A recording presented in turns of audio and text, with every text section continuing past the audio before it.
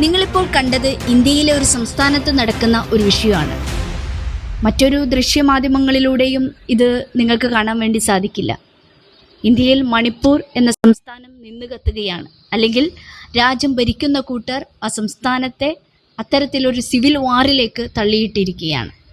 കുറച്ച് ദിവസങ്ങൾക്ക് മുമ്പ് മണിപ്പൂരിൽ ഒരു അമ്മയും 2 കുഞ്ഞുമക്കളും 5 വയസ്സ് പ്രായമുള്ളതും 6 മാസം പ്രായമുള്ളതുമായ 2 കുഞ്ഞുമക്കളോടൊപ്പം കിടന്നുറങ്ങുമ്പോൾ പെട്ടെന്നൊരു ബോംബ് ബ്ലാസ്റ്റ് ഉണ്ടാവുകയും 2 മക്കളും തത്സമയം ദാരുണമായി കൊല്ലപ്പെടുകയും ചെയ്യുന്ന സാഹചര്യം ഉണ്ടായി.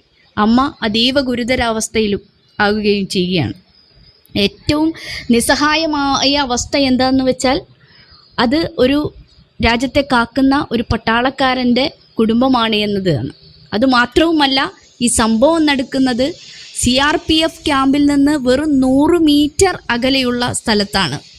രാജ്യസുരക്ഷ സംരക്ഷിക്കേണ്ട ഇത്തരത്തിലുള്ള ഏജൻസികളുടെ മൂക്കിൻ തുമ്പത്താണ് ഇതുപോലെയുള്ള സംഭവങ്ങൾ രാജ്യത്ത് നടക്കുന്നത്. എന്നിട്ട് രാജ്യം ഭരിക്കുന്ന കൂട്ടർ നരേന്ദ്രമോദിയും അമിത്ഷായും പറയുന്നത് എല്ലാം സമാധാനപരമായിട്ടാണ് പോകുന്നതെന്നാണ്. ഇതിനെതിരെ വലിയ പ്രതിഷേധം അവിടുത്തെ ജനങ്ങൾ ഉയർത്തിക്കൊണ്ടുവരികയാണ്. മണിപ്പൂരിൻ്റെ തെരുവിലേക്ക് പ്രതിഷേധവുമായി ജനങ്ങൾ ഇറങ്ങിയപ്പോൾ അവിടെ BJPയുടെ നേതൃത്വത്തിലുള്ള ഗവൺമെൻറ്, അവിടുത്തെ പോലീസ് ആ പ്രതിഷേധത്തെ അടിച്ചമർത്തുകയാണ് ഉണ്ടാകുന്നത്. എക്സ്പ്ലോസീവ്സും ടിയർ ഗ്യാസും ആ പ്രതിഷേധത്തിനെതിരെ ഉപയോഗിക്കുകയാണ്.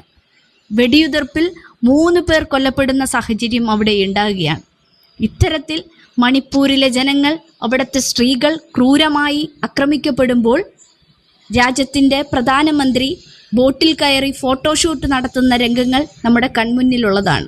കഴിഞ്ഞ ദിവസമാണ് സ്ത്രീകളെ വഞ്ചിച്ചു, ചതിച്ചു എന്നൊക്കെ പറഞ്ഞ് കണ്ണീരൊഴുക്കിക്കൊണ്ട് പ്രധാനമന്ത്രി രാജ്യത്തെ അഭിസംബോധന ചെയ്തത്. എന്തുകൊണ്ടാണ് മണിപ്പൂരിലെ സ്ത്രീകളുടെ കരച്ചിൽ പ്രധാനമന്ത്രി കാണാത്തത് എന്നൊരു ചോദ്യമാണ് ഇപ്പോൾ ചോദിക്കാനായിട്ടുള്ളത്. എല്ലാവരും മണിപ്പൂർ ജനതയോടൊപ്പം നിൽക്കേണ്ട ഒരു സാഹചര്യമാണ്. കാരണം അവിടുത്തെ ഇൻ്റർനെറ്റ് റദ്ദ് ചെയ്യുന്ന അവസ്ഥയാണ് ഇപ്പോഴുള്ളത്. ദൃശ്യമാധ്യമങ്ങളൊന്നും തന്നെ ഈ ദാരുണമായ സംഭവങ്ങൾ റിപ്പോർട്ട് ചെയ്യാത്ത, ജനാധിപത്യത്തെ കശാപ്പ് ചെയ്യുന്ന രീതിയിലേക്കുള്ള പ്രവണതകളുമായി മുന്നോട്ട് പോയിക്കൊണ്ടിരിക്കുമ്പോൾ നമ്മൾ ഓരോരുത്തരും മണിപ്പൂരിനൊപ്പം ശബ്ദിക്കേണ്ടത് ആവശ്യകതയാണ്.